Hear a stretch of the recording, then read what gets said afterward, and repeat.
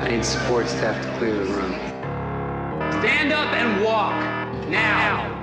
Hello and welcome to The Watch. My name is Chris Ryan. I'm an editor at TheRinger.com, and joining me in the studio, if I was going for a soul stone, he's who I'd throw off a cliff. It's Andy Greenwald! We've known each other for 22 years. That's the nicest thing you've ever said. That makes it sound like I have mixed emotions about you. Like that. It means, I don't. You got a 100% approval rating for me. It means, no, that means that you truly care for me, and that I would be the last thing you'd step on in your stairway to unimaginable power. That's right. I would be the last skull you crush. That's right. I want to be that guy. Andy, it's Monday. We're going to be talking, obviously, about Avengers Infinity War for the majority of this podcast. We're going in. We're also going to touch a little bit on Killing Eve and maybe some other stuff at the end. Thursday, when are we doing the Hot 20 on the White House Correspondents' Dinner? Oh, WHCD? Yeah. You didn't listen to my WHCD pod? Did you do one already? Oh, yeah. Yeah. That's great, because I have so much faux outrage about everything. Not much housekeeping this week. Just Thursday, I think we'll probably have a Ringer Recommend show because Andy's out. We'll also have my interview with Ice Age, the band from Denmark that rules, and they have a new record coming out called Beyondless this week. We'll have that interview this week. One other house cleaning. I think we only unofficially said it, but the next entry in the book club. Yes, Patrick Hoffman's Every Man a Menace. Yeah, a personal favorite. Yeah, a new classic of the genre. We're very excited to talk about this. So get reading now. We'll probably cover it in about a month. Yeah, and we hope to have Patrick on when we do that book. So let's talk about Infinity War. Yeah, we're gonna spoil it. Yeah. Okay? Yeah. $600 million worth of tickets were sold worldwide, so hopefully you were one of them. You probably saw it. Yeah, and if not, just file this one away. There was a Thomas's English Muffins read at the end of it, so you can just skip to that. They still got our back, though, right? Oh, for sure. Yes. For sure. Andy, let's start. Because you need to carb up before a 3-hour movie. Yeah. Now, how do you want to do this? Do you want to say up top, like, here's my synopsis, like, of my feelings, or do you want to just go with what we liked and we have some What notes? is a podcast if not a synopsis of my feelings? I just want to say that, we have a great group percolating on Facebook. Watch listeners, watch fans, just muff heads, the muffsters. Yeah.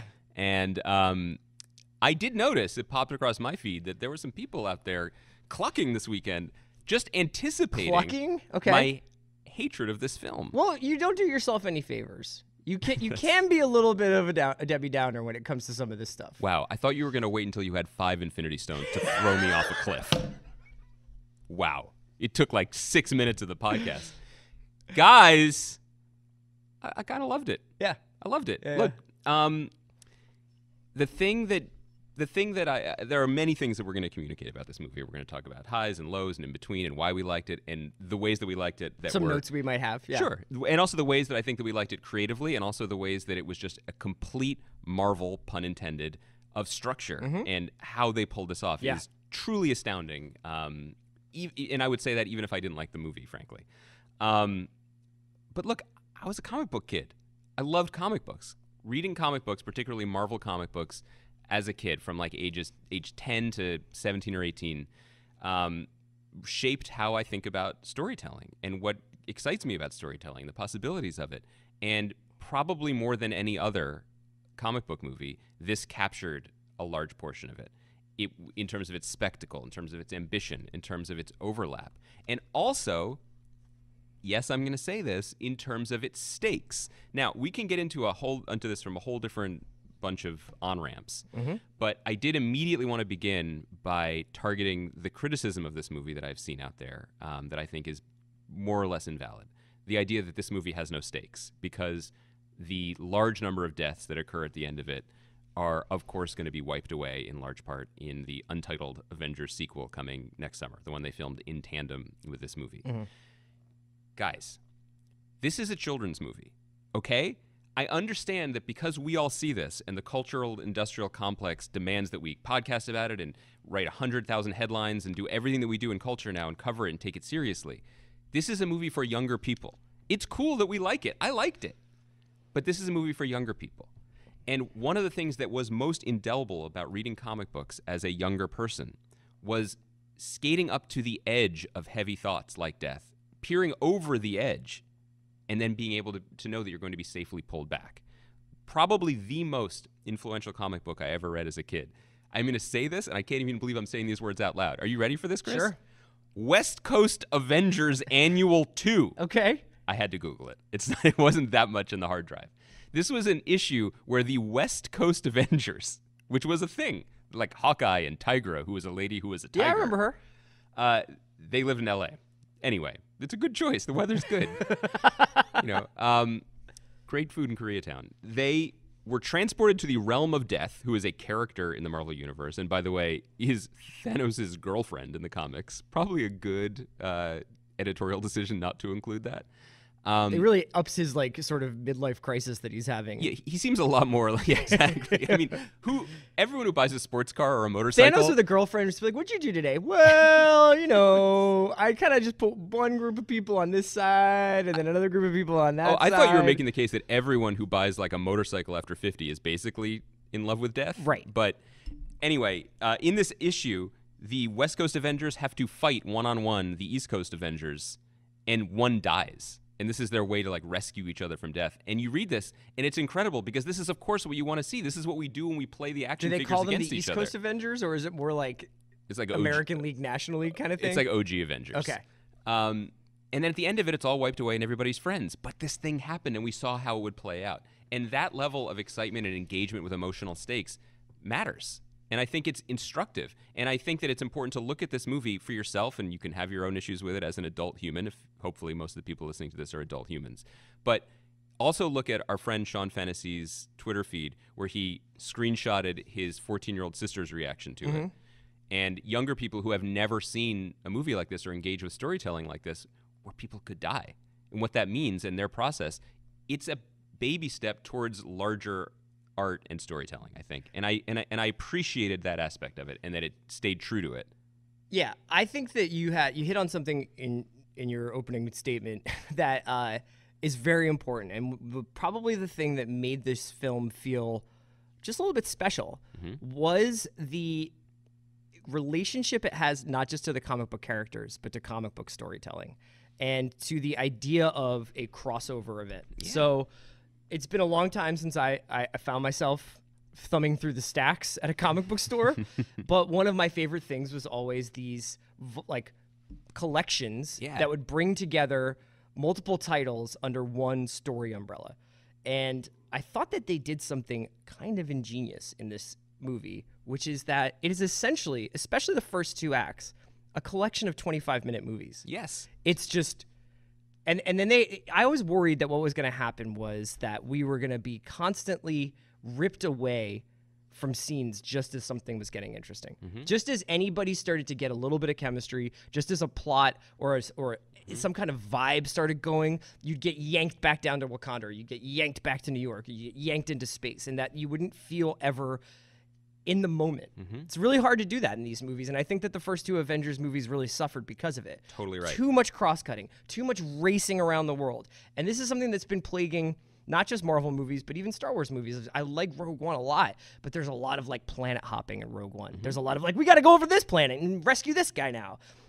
This had a really ingenious way of saying, we're going to start with a 25-minute Thor movie. Yep. And then we're going to have a 25-minute New York movie. And then we're going to have a 25-minute... And you were like, wow, I feel incredibly aware of what everyone is doing, how everybody is doing, how they feel about each other, what's happened since the last time most of these people were together.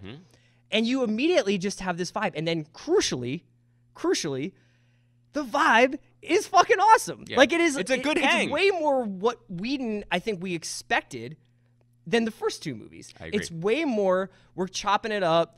Yeah, there's a lot of exposition, but there's a lot of jokes. There's a lot of meta commentary about Chris Wars and how Thor is way better looking than Quill, and people's everybody's used to their best potential selves. Drax is there to be funny, not to be my wife. That sounds like Borat. That sounds like angry Borat played at the wrong speed.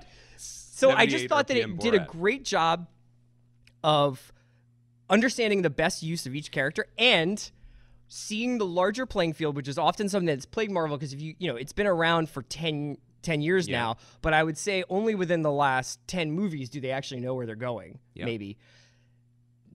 They don't need to do Captain yet. They don't need to do Steve Rogers in this movie because that's the next movie. And they didn't waste a lot of our time with what's Black Widow and Steve been up to because we have all these cool new toys to play with. And it actually wound up doing the thing that I was always suspicious that they were going to be able to do, which is essentially turn the battleship around and make it the Chadwick Boseman, Chris Hemsworth show. And the Guardians of the Galaxy show. And I enjoyed myself throughout the movie. I don't like these movies' fight scenes. They can be tedious. That's like, although we can talk about like our notes that we have for things, but like, why don't we talk a little bit more about like what we liked about it? I want to respond to the point you made, which I think is really good. I think a large number of the blockbuster movies of today, including the Star Wars movies, are still working off the same dusty script. They are trying to make Star Wars and or Empire Strikes Back for a new generation. Yes.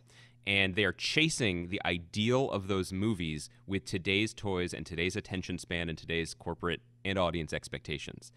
What this movie did brilliantly, and I think you articulated equally brilliantly, is base the storytelling off of episodic storytelling, which you could say is television, and there was elements of television here because when Chris Evans shows up, I had that involuntary warmth and fondness that you feel for characters you've just spent time with. Yeah. I don't spend time thinking about what Steve Rogers is up to while he's on the lam. I had forgotten he was on the lam.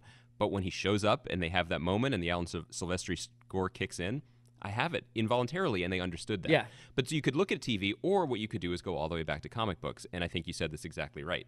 The best crossover events, whether it's like Fall of the Mutants or Atlantis Attacks, or more recently, Jonathan Hickman's outrageous long run in the Avengers that basically ended with Secret Wars and ending the Marvel Universe. Did you see the Hickman tweet from this weekend? Yeah, I did. That was unbelievable. Jonathan Hickman is this incredible writer. He writes probably my favorite running comic book right now, East of West. You thumb through that stack.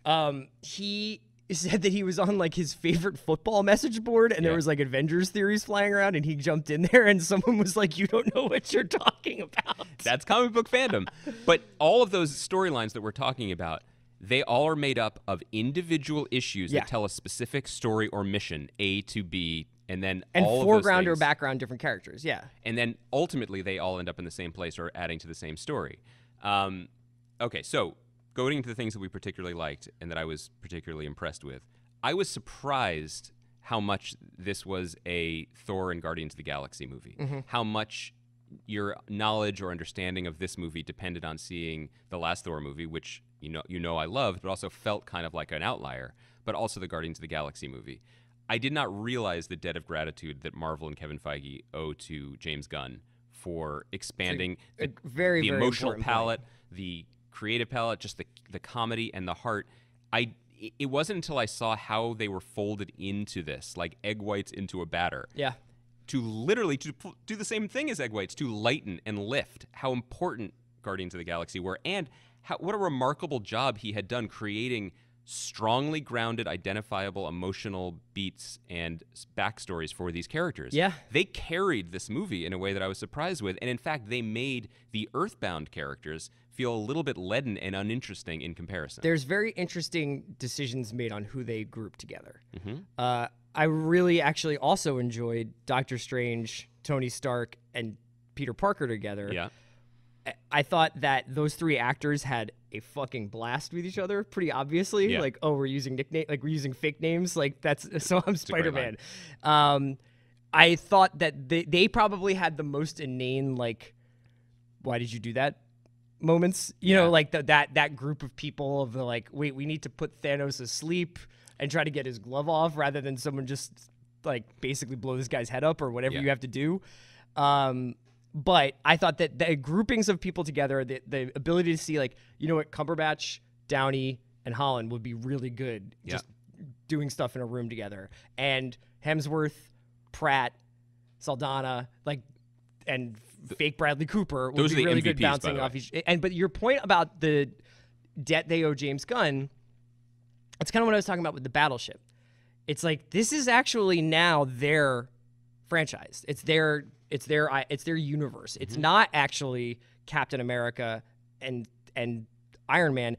And I actually think that they kind of wrapped all that up with Civil War in some ways. They will the next Avengers movie will probably be more of a Civil War sequel where they kind of wrap up all of their divides. They not only survived, they are unlikely to move on past that movie. That seems pretty clear. Exactly. I mean, there is like we can get into theories about what's happening next.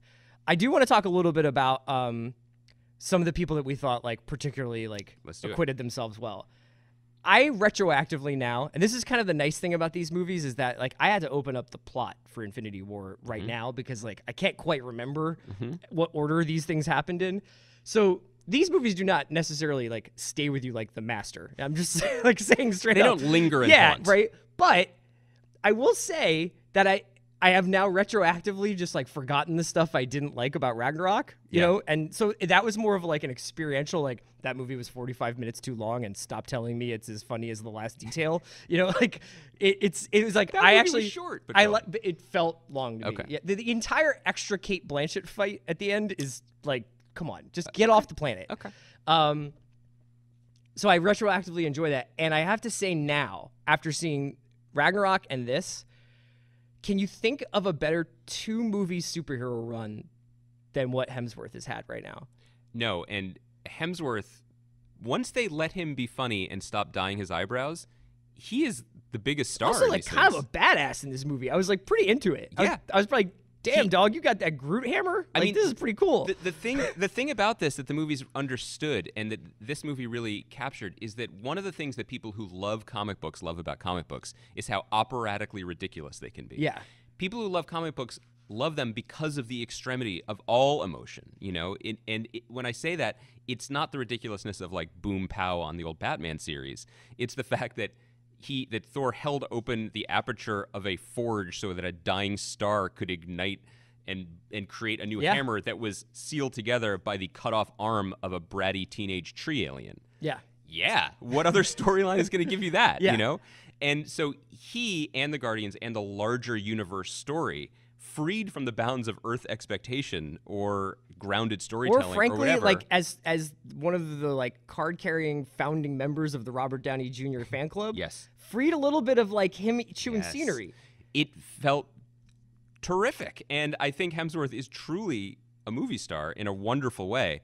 I think that, I know we're doing the celebrating things, but I think the movie did show the wear and tear on the OG characters. And Downey's thing birthed this universe. Shout out to his Sharper Image jumper. But he was just fully wearing athleisure. Like we always gave him credits. Fucking amazing. Because like that's the same thing with like I think it was Spider-Man. I can't remember if it's Spider-Man or Civil War where I'm like, is he in this movie? No, I mean, like, is he just on green screen? The genius of all of it was that they created a character for him where he could just show up to Burbank. They could put the fake helmet suit and flash the lights on him, and he could be done an entire movie in an afternoon. In this movie, he is wearing Reebok athleisure in space. He shows up to an intergalactic battle dressed the same way Greg Dooley dressed for our podcast interview. It's incredible. But I'm ready for that page to be turned. 2 years ago, we were not saying that. 2 years ago, or 3 years ago, we were saying they've got a problem. We did say that. Because this guy is clearly the absolute engine. Yeah. That whatever intellect this thing has is coming from him. He's always been openly kind of playfully hostile towards the idea of there being a script for these movies. And I think honestly, like when that first scene in Infinity War happens and he's talking with Pepper and you're just like, okay, so like, are we just going to have like, it's just going to be Downey rolling into each scene, just like dunking on people. And then it's like, no, we have to basically like, you have to play your part just like everybody else does. But let's also talk about the fact that Don Cheadle, and not only are some of these actors aging out of, and Ruffalo aging out of probably being plausible superheroes in a way, even though they wear fancy suits, they're, in terms of character work, like Rhodey and War Machine and all of that character basically is there to be Tony's friend. And ditto Sam Wilson and Falcon, despite Anthony Mackie always having charisma that lights up the screen, the character, there's only real estate in these movies for him to be Steve's friend. Yeah. And when you look at the more recent movies and the work they've done to the supporting characters, now doing so with the knowledge that they're going to have to continue the universe, if you compare those characters to M'Baku or Shuri or Rocket or Gamora or Nebula or any one of the tertiary characters in the Guardians universe, yes, let's go with them. They are fundamentally more interesting at this point because they did the homework earlier. Yeah. I would be curious to see what a Black Widow looks like now after they've learned all these lessons from all the space dancing they've been doing for a while. Exactly. You know, what is the grounded story in this universe now? Because, and this always happens with Avengers in the comic books too, at a certain point when you are fighting intergalactic celestial threats, what can a super spy with handguns do? Yeah. Now, it would be a huge sign of success for Marvel if they can continue to do the high and the low, and I think the first test for that is going to be Ant-Man and the Wasp, which is the next Marvel movie to come out, and is decidedly not a part of this world. So do you think, I want to get to, let's table Ant-Man and the Wasp for when we talk about theories. Let's talk a little bit about the Russos, just really briefly. And Marcus and McFeely. We got to talk about these four dudes. The Russos and Marcus and McFeely. So Marcus and McFeely wrote, I believe, did they write Winter Soldier, Civil War, and these two films, I believe? And Thor Dark World. They did. Yeah. That's I think wild. that was their first job. And then the Russos have done... They've all worked together from that point on. They did both Captain America's, Winter Soldier, Civil War, and these two Avengers movies. This is not an easy job. Oh my God, no, it's impossible. And I went back, and this is not dunk on Joss Whedon Day, but I just went back because I was curious. One of the things that jumped out at this movie, it's dunk on Joss Whedon year.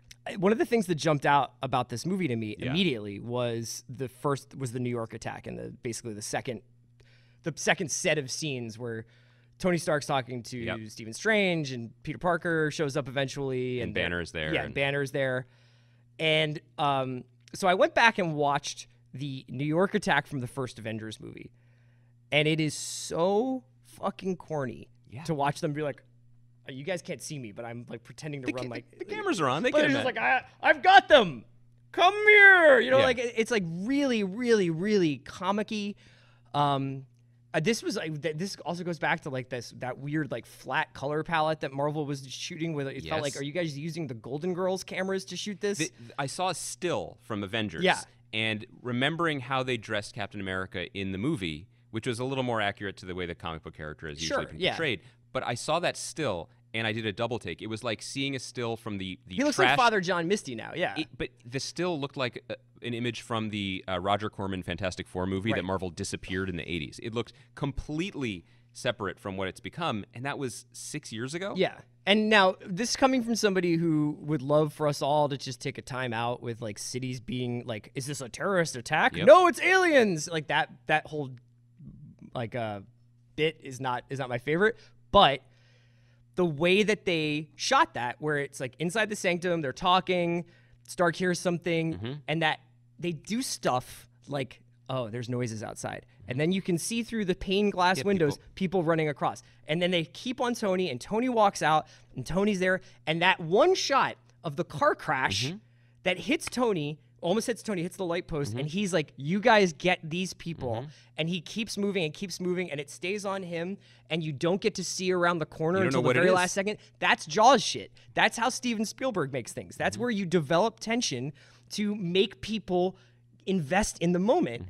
And it's not something that was present in the first two Avengers movies. They didn't have that swagger. It didn't have that sense of cinematic devices that we're using to show you what this feels like and to elicit a certain emotional response from the audience. So I thought they did an excellent job with what must have been impossible material to handle. I agree. And again, it's been praised before, but their ability to balance action and comedy is pretty unparalleled. Yeah. I'm not a fan of superpowered people punching each other for a long time, but I thought visually the fight scenes, and there were many, were 1,000,000% more coherent than in most Marvel movies. And many of them had very emotional decisions within them, which is what I respected about them. I thought visually they were stupid, but when the Peter Quill finds out Gamora's been killed moment, while they're all trying to yank that glove off, and they're like, we almost got him here, don't do anything stupid, and he does something stupid to make up for the fact that he didn't do the thing that he was supposed to do before, and exactly what he said he was going to protect her from happened. And then the other one where basically T'Challa lets in the space dogs, whatever those guys are, and he's just like, we have to like make this sacrifice because otherwise they're going to go all the way around.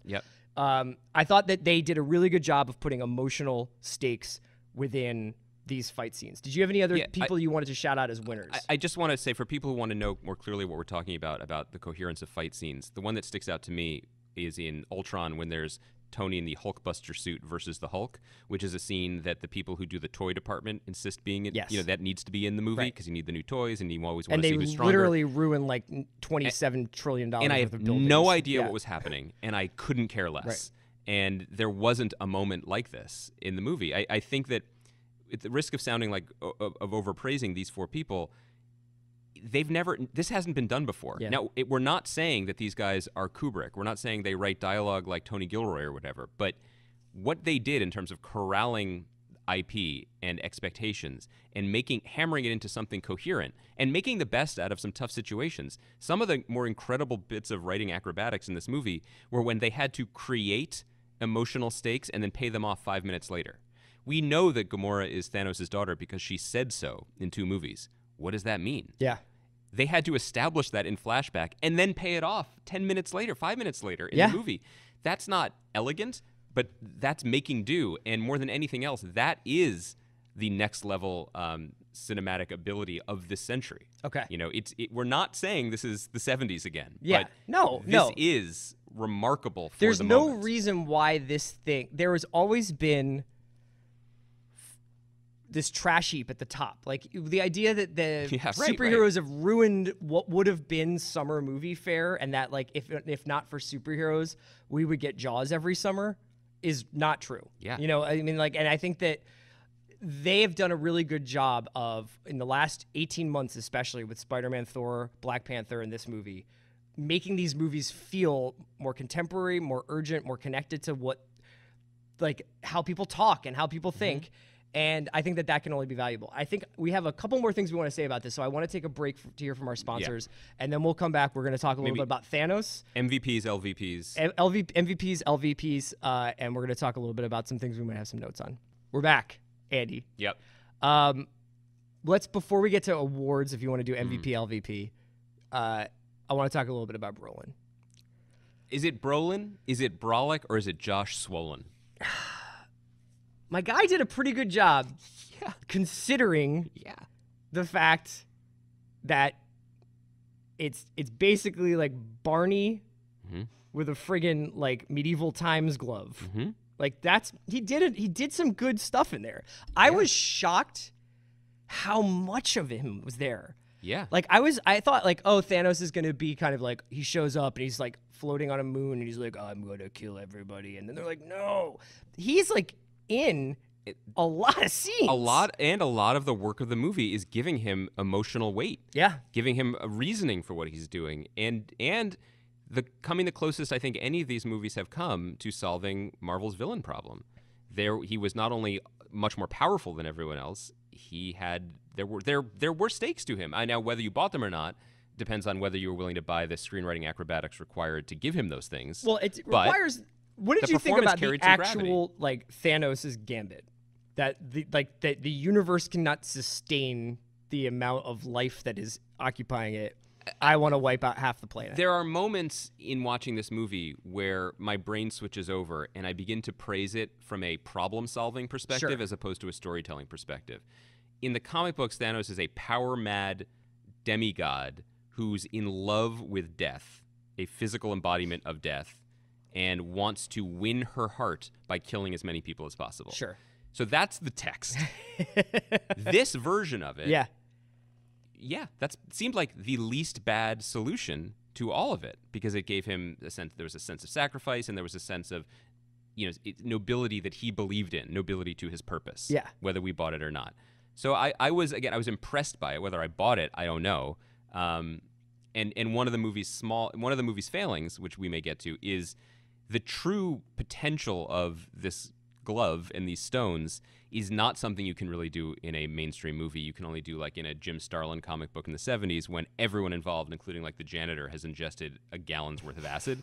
Because we only see one moment of it where he has a gem called the reality gem, and he makes Drax fall into cubes and he makes Mantis into a slinky. Right, which is he could just do that. The David Lynch version of this would have been like 80 minutes of that. He can do that all the time. And luckily the movie moves so quickly that you don't pause and think, he could do anything. Like, why is he even punching people? Right.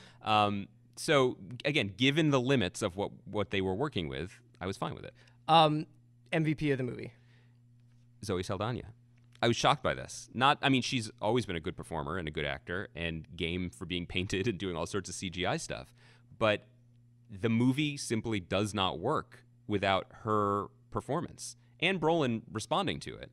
Because again, like I said a second ago, we didn't know anything about that relationship. We didn't care. We know she wants to kill him. But the movie took the time to say, well, what does that mean that a daughter wants to kill her father? But more importantly, Zoe Saldana took the time to really, really invest in that and show us. And I was impressed by it. And I think the movie doesn't work without that performance. I'm going to go with Hemsworth for all the reasons that I said before. I actually thought that this was really interesting that like he became more impressive as a physical force as they've stripped away him being a god. Like now I'm like, damn, like when he shows up in Wakanda, you're like, it's a wrap for you. That was the first time in like 15 years where I think I've had a visceral reaction the way that I think people are supposed. The way basically everyone who lives on Twitter and talks about mainstream movies, they seem to be like this every day. Yeah. I had that moment. It worked for me. So we can do this as least valuable player, but I am more going to say least valuable part. Or like I think we're going to agree. Yeah. So I'm going to go with your boy Vision. Oh, I'm with you. And his relation with the Scarlet Witch. That was a tough one. Strolling through, is that Edinburgh that they were in? Because they're going to take the train to Glasgow, right? Yeah. It was Let's get this on the record here. This guy was a glorified, souped-up fucking Alexa 2 movies ago. Yep. And now we're supposed to be like, oh, what a touching love story. Yeah. Maybe we shouldn't sacrifice half the universe so that these 2 crazy kids can catch a train to Glasgow and look at abbeys. Are you kidding me?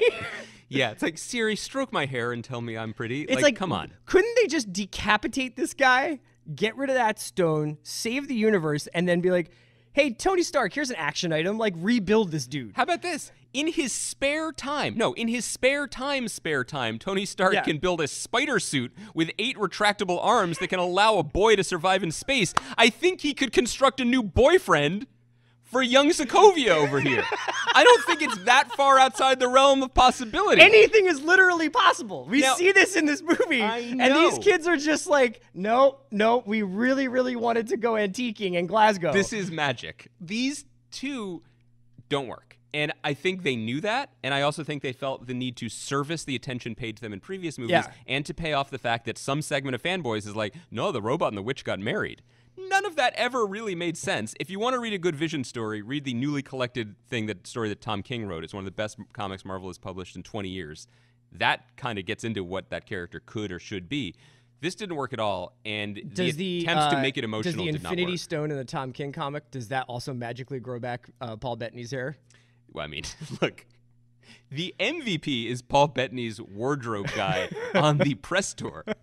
Because my man seems to think the best look for Jimmy Kimmel is to be like, no, you know the whole island that Dr. Moreau had? That's me. That's my look. Like fresh off the runways. Yeah.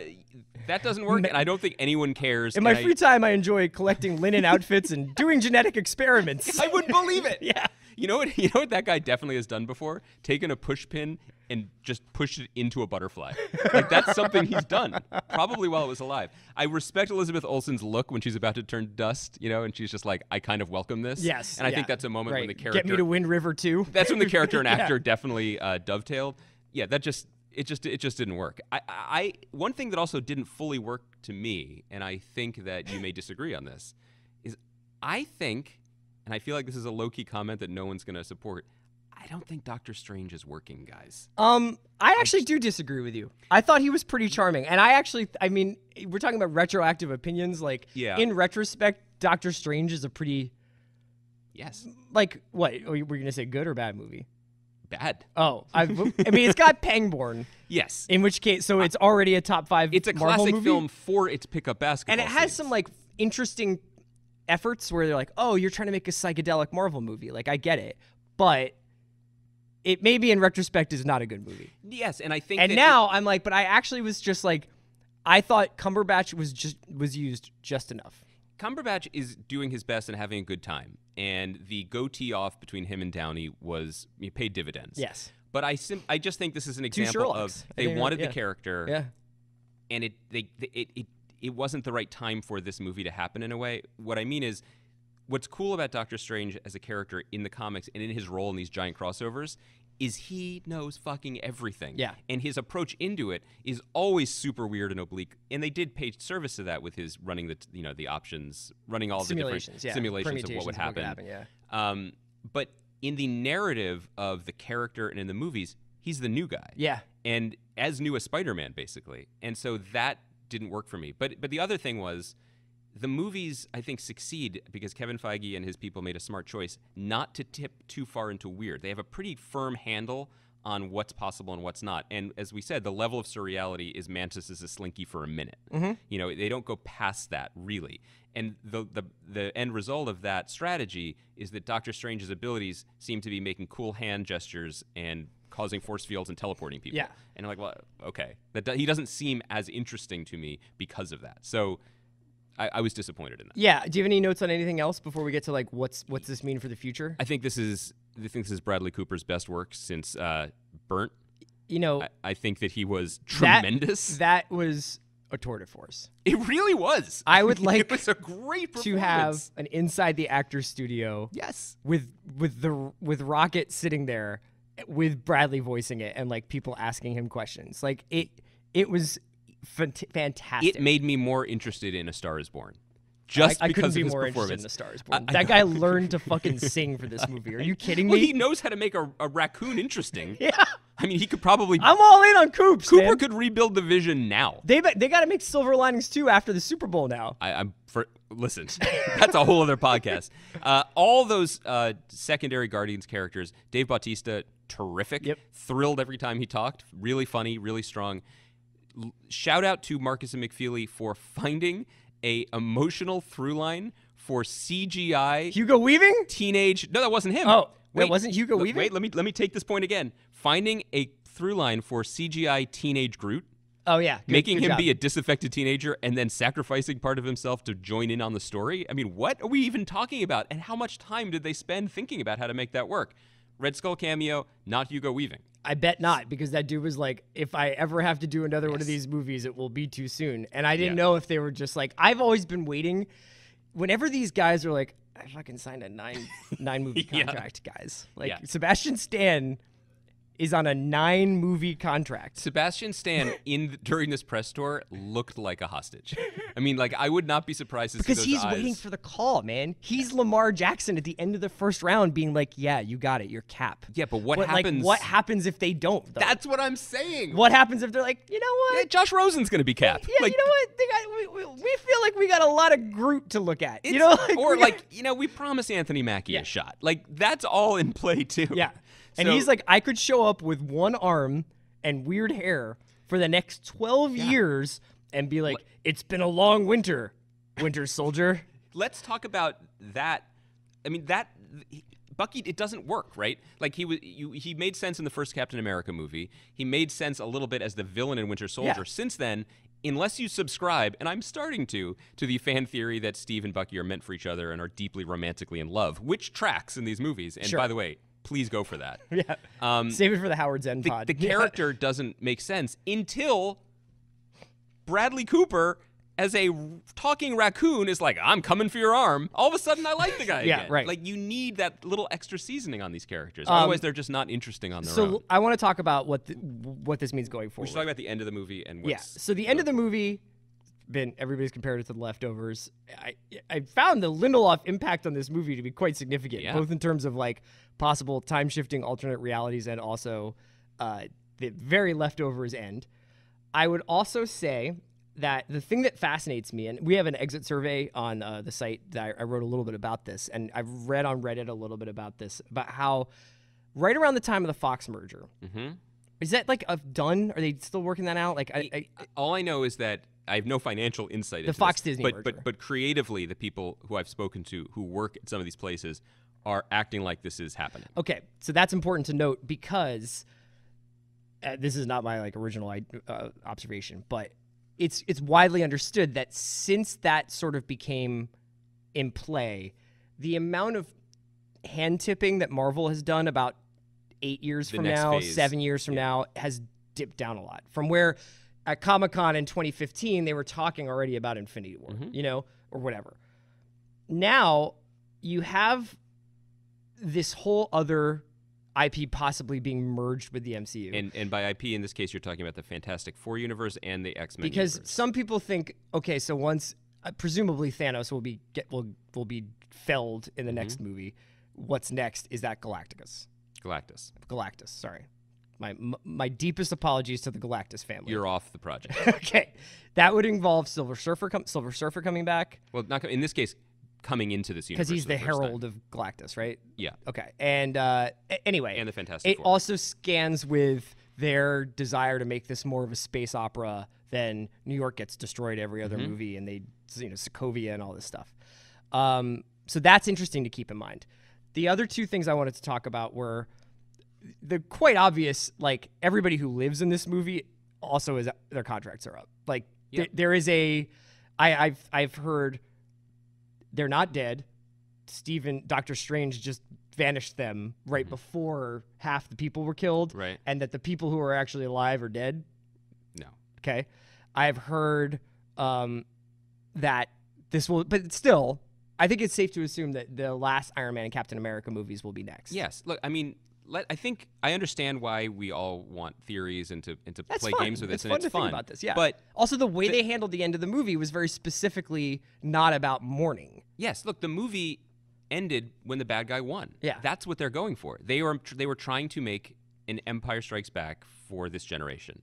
And they did, basically. I mean, yes, the movie was long, and yes, I did not drink a drop of water during it. I peed so many times during this movie. So how much of the movie did you see? You You just saw like three scenes. I had a pager, and somebody would just hit me up when Rocket was on the screen. So is it the same pager that Nick Fury used at the end? Yeah. And you came running back in? Yeah.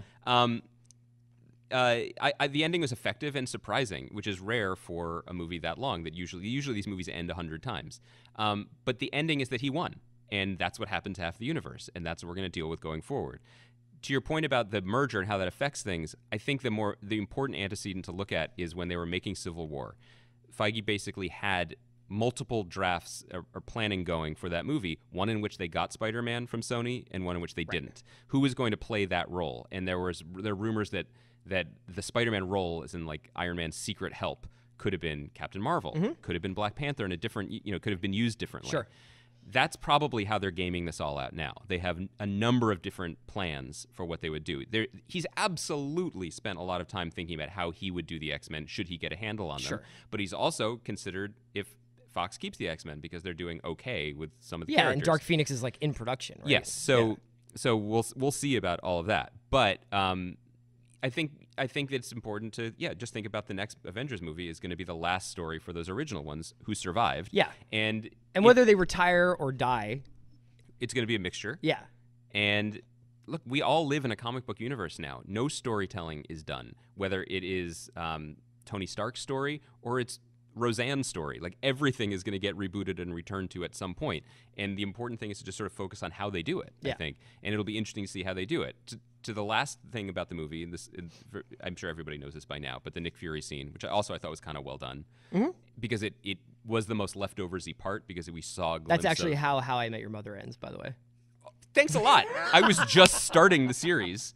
Jesus. With the helicopter crashing and everything going down, yes, the pager is to Captain Marvel.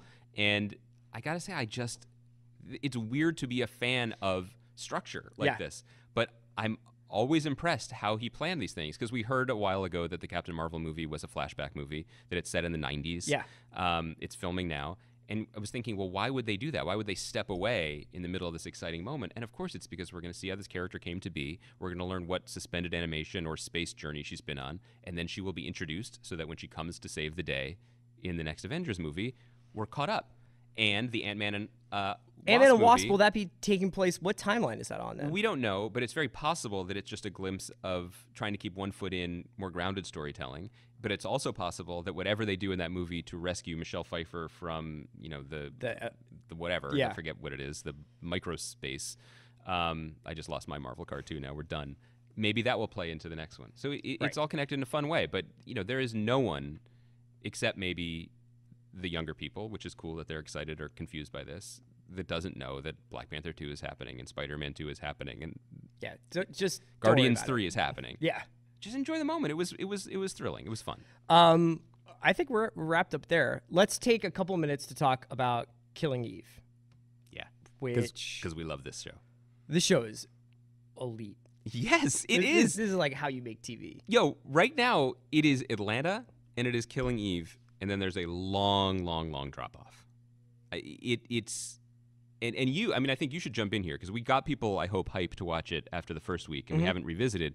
You were particularly sold on last night's episode 4. I think that it's a fascinating experiment. And by the way, for people listening, I don't think we need to spoil anything for people who are maybe a few episodes behind. Yeah, no, we're going to talk about. We're just making a case for you. I'm going to make it a again. general statement, which is that one thing that Atlanta and Killing Eve both have in common is their ability to surprise week to week.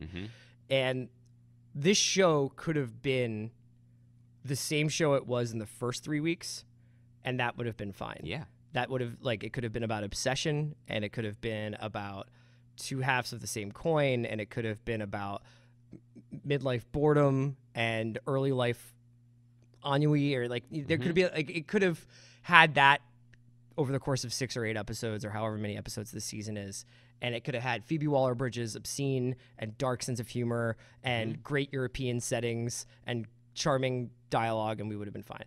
But they did something very, very smart on the 4th episode, which is they just looked a little bit deeper, and they looked at they took 3 steps back with the perspective of the frame, and they showed a little bit more of the world, a little bit more character, a little bit more of how did we get here? Who are these people?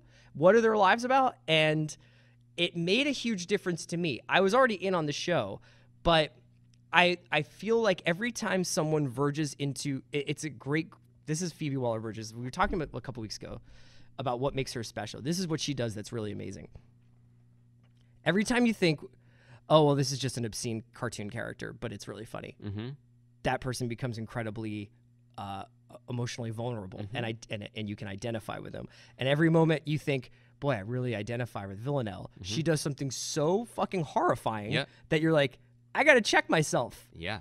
And in some ways, it's almost, I feel like it's even more complicated than Silence of the Lambs, where, I mean, there's that same sort of feeling of the investigator and the subject of the investigation and their attraction to one another. But the way in which they will be like, oh, you think you like this person? You do not. Oh, you think you don't like this person? You should. And that's fascinating. It's the hardest thing to do as a writer. On TV, we fall in love with characters, and we celebrate characters that we are in love with, whether they're in comedies or dramas. Writers do it too and fall in love with their characters. And the hardest thing to do as a writer is to mess that up a little bit, throw a little shade on a character, allow them to make mistakes, allow them to be ugly in a variety of ways. Eve, who is our extremely sympathetic and empathetic heroine, and for a large part our POV character, we understand the stress she's going through because we're spending a lot of time with her. We also see how she's treating her husband, which is not great and not cool. And the show allows that to happen. And she does it with such fierce intelligence and respect for both the audience and the characters that it allows her to pull off this remarkable balancing act. I also want to say, that even in miniature, this show is a total triumph. The relationship between Eve and the character played by David Haig, who had a real showcase episode in week 3, is such a phenomenal relationship. I can't say that we haven't seen workplace marriages before, like your work husband or your work wife, because a large portion of American sitcoms from the 80s and 90s are essentially that. Yeah. That's what Cheers is. Yeah. But to see it play out in this way with a full spectrum of possibility, where they even call attention to the fact in episode 3, wait, do you fancy me at all? Is there a sexual component to this? Is it just respect? The way in episode 2 when he bristles at her being in charge briefly, and they play that out with honesty and allow with the knowledge that these characters love each other and they're going to Phoebe Waller-Bridge is going to prove that to us. Yeah, it's masterful.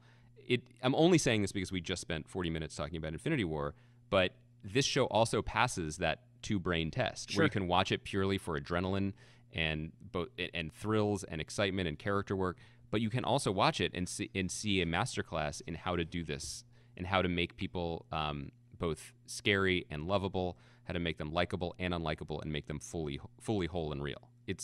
I love this show.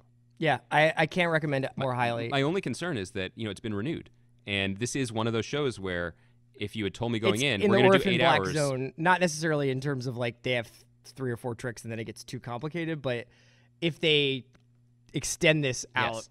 and it's just a cat and mouse game for multiple seasons, it gets into kind of Dexter territory. It doesn't feel like a show that is shying away from bringing its two leads together on a collision course. No. In fact, it's gotten closer than I really ever would have thought in 4 episodes. Does that mean next season is someone else is trying to kill Eve? Does that mean next season someone else is trying to kill Villanelle? We don't know, but it feels like everything's in play, or at least I hope so, because an extended cat and mouse game would be the only thing to ding the show in my mind. Yeah, let's wrap up there. It's been a hearty show. We love stuff. We I love love it. loving stuff. I will miss you on Thursday. Aw, Have a buddy. great week, and we will be back next Monday with a whole truckload of stuff. Maybe I'll get you to. We'll do a Westworld check-in. What about tell the people what you're really watching?